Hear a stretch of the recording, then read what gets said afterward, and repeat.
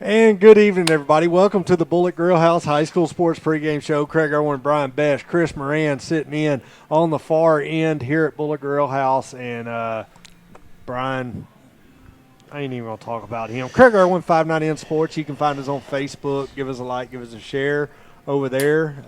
Got a YouTube channel rolling and got some stuff going on with some podcast stuff. Brian Besh, Polk County Enterprise Extraordinaire. Polk County Enterprise, San Jacinto News Times, Trinity County News Standard, Houston County Courier, and Trinity County News Standard. Say that also, all in one breath. EastTexasNews.com. That's the best place to go.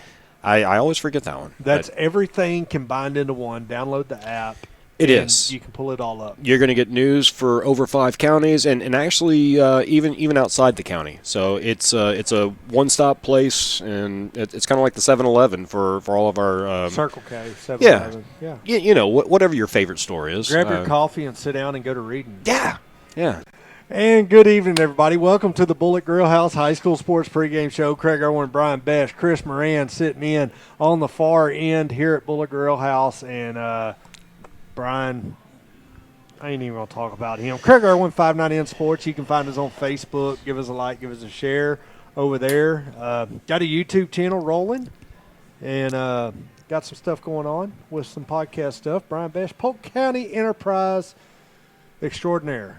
Polk County Enterprise, San Jacinto News Times, Trinity County News Standard, Houston County Courier, and Trinity County News Standard. Say that all in one breath. EastTexasNews.com. That's the best place to go.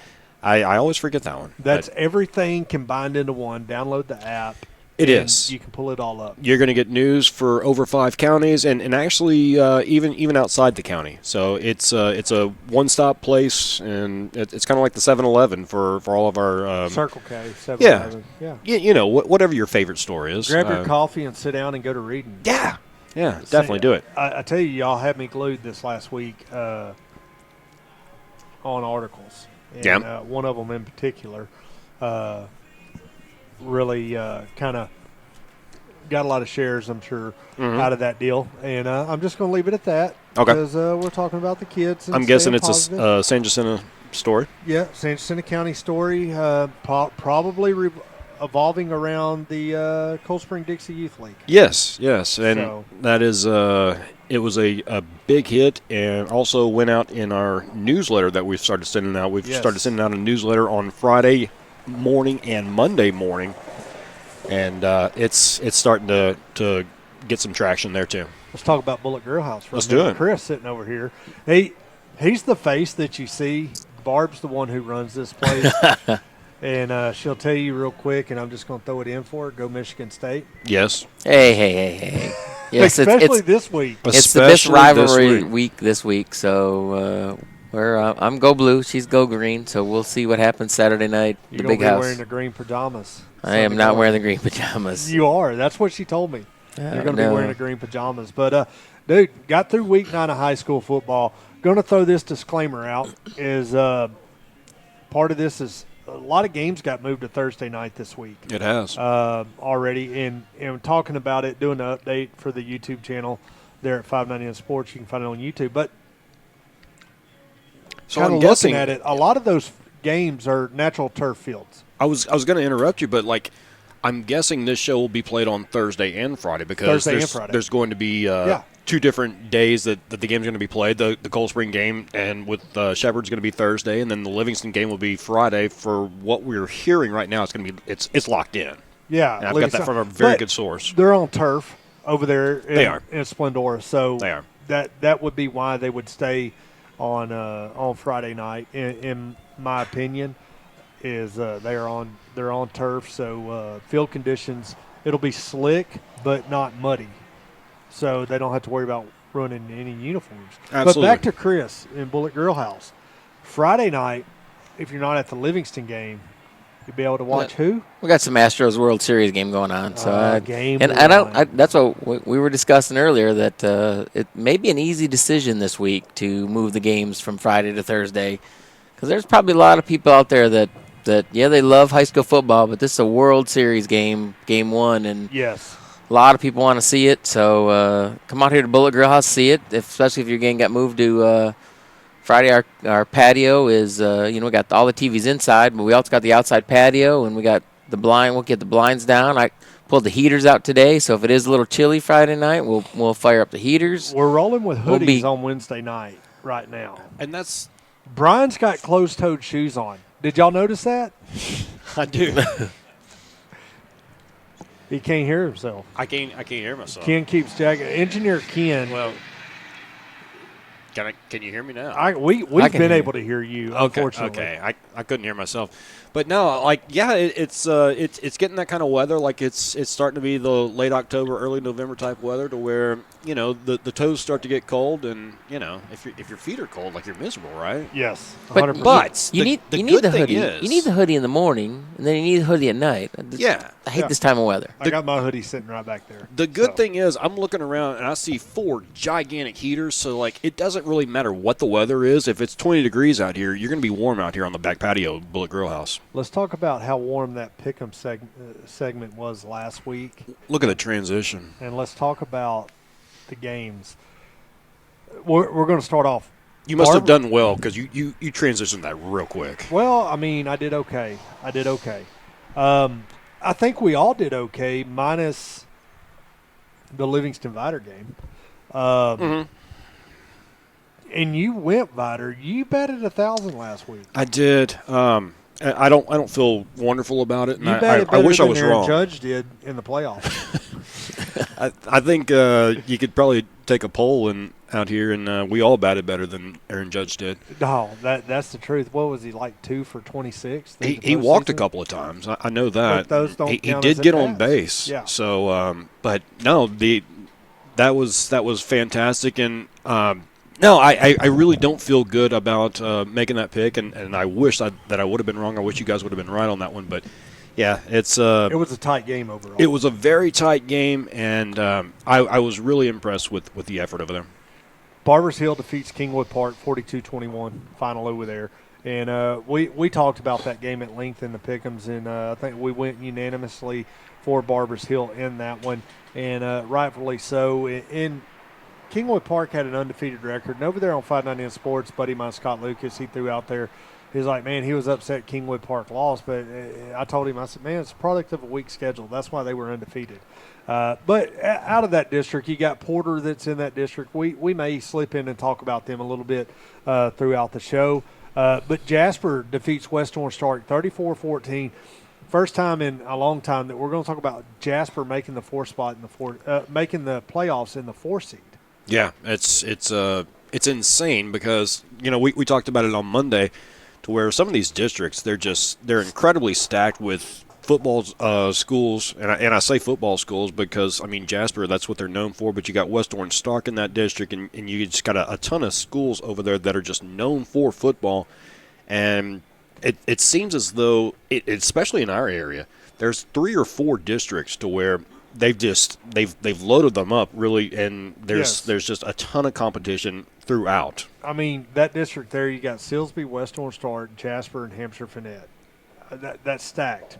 And then their by district that they're going to look at is Carthage, Gilmer. You know what I mean? So it's tough. And the thing that sticks out to me is that you can throw Hampshire Finette in a group like that because they're having such a good year this year. And Hampshire Finette put on a show this last week against Silsbee, and we'll talk about that as we progress on in the show. Woodville defeats Crockett 44-0 in a game that I thought Crockett was going to be a little bit tighter. But, whenever I was there talking to Coach Stanley before the game this last week on the 50-yard line, he told me, he said, Crockett's one of those teams that the way they've been here lately is come mid-season, if they're not in the playoffs and if they're not in the hunt to make the playoffs, they're thinking about basketball. And we talked about it on the Lone Star Gridiron podcast that we did Monday night. But that's kind of where they transition. And a talented basketball program. It's developed into a really big rivalry. You've had Crockett and Cold Spring in the same district over there, and they've been battling out for district championships, and both of them have advanced an incredible amount. But Coach Ratliff put a wrinkle in that plan. Yeah. As he pulls Coach Devers up there to Corrigan. He did. But, like you say, both of them fantastic basketball programs and traditional football schools. So it's kind of what you're seeing is you're seeing a ton of good athletes in both of those schools, and they're able to play multiple sports. Groveton defeats Norman G 34-0, shuts them out, and kind of sets the tempo for Groveton. A big win at home as they go on the road next week for the Battle of 287 Thursday night. And really surprised at that score. I mean, it's a big number to put up there with a shutout because, 34 points doesn't seem like a whole lot whenever you've got the other team that's keeping pace. Whenever you're 0 for. But whenever you're shutting somebody out, it usually means that you're slowing the pace down and maybe you're slowing the game down, you're draining that clock, but doesn't seem to be the case. I mean, if you're putting up 34 points, you're doing a good job. Livingston falls short of Vidor. 30-21 was the final there. Clay Walker opened up that game for y'all as with the national anthem. You got a little starstruck. I'm surprised you didn't sign a contract with him to do podcasts on the Clay Walker Network. Dude, how cool is that to have your alum Clay Walker as big as what he was and really still is come in and sing national anthem? It's like I say, he walked through the press box and he was in there for about a whole 5 seconds, but he heard the magic that is my voice and he wanted to sign me immediately. And I said, guys, I am under contract. Did you give him an autograph at least? I tried to, but I didn't have enough time. And I get whisked off from one place to another, and you never know. My schedule's so busy, but he had a good time. He sat up there in the booth with their play-by-play folks and took a bunch of pictures and took a bunch of video. And one of the things I told Greg earlier, the really cool thing, if you get a star like that, it's usually a deal to where they make an appearance and then they're whisked off in their limousine to somewhere else that's somewhere so much more important. This guy went to the parade that day. He stuck around for the game, and not only that, but he was there after the game, meeting fans and signing autographs and taking pictures. And that is cool. Let's talk about that game briefly. We got about 4 or 5 minutes left to the end of this segment. Let's talk about that game. As it was a ball game, 30-21 final there. It was, and the Livingston dealing with injuries. The score doesn't do it justice because it was a much closer game than what the score says. A couple of late touchdowns, and Livingston made this a game up until the end. Livingston was able to run the ball really well. They were able to control the line of scrimmage on the offensive line for as much as they could. They did a very, very good job in the first half of shutting down that Vidor offense. There was a late field goal that put Vidor up 9-7. Just as time expired there at half, but just an incredible job of shutting down an offense that Livingston and really a lot of teams have so much trouble with. But Vidor comes out in that second half. They kind of wear on them a little bit, and the depth just isn't the same. There's been some injuries and some other deals that Livingston just they weren't able to keep pace. But I was really impressed with the effort that Livingston put out, and it's a deal to where Livingston's got a game this week that's very winnable, and then you go on that last week and you've got to play Lumberton, and you're playing for seeding now. As long as you can beat Splendor in this next week, you're probably in the playoffs, and then you've got that next game against Lumberton to where you might can jump up maybe a spot and have a better matchup for you in that first round of the playoffs. And we're going to talk about seeding and the way these districts are lining up as we progress on here in the Bullet Grill House pregame show here at Bullet Grill House. We're here each and every Wednesday night, 6 p.m., 401 Highway 156 in Point Blank, Texas. Chris, last week when we were in here, y'all slipped up and had some ribs. And I got them with the buffalo sauce, and it was absolutely delicious. Wednesday night, bingo night as well, here at Bullet Grill House on Wednesday nights. During the playoffs, Astro games will be on 99% of the TVs, except for on Saturday when Michigan and Michigan State's playing. So there's going to be a TV on Michigan State. I'm sure that Saturday night. That game has to be on. I mean, it's an in-house rival. Chris has encouraged everyone to wear their green and come out and support the Spartans. No, that's what I heard in the pregame show. The boss told me that Michigan State will be supported in this house. Chris, what y'all got special-wise?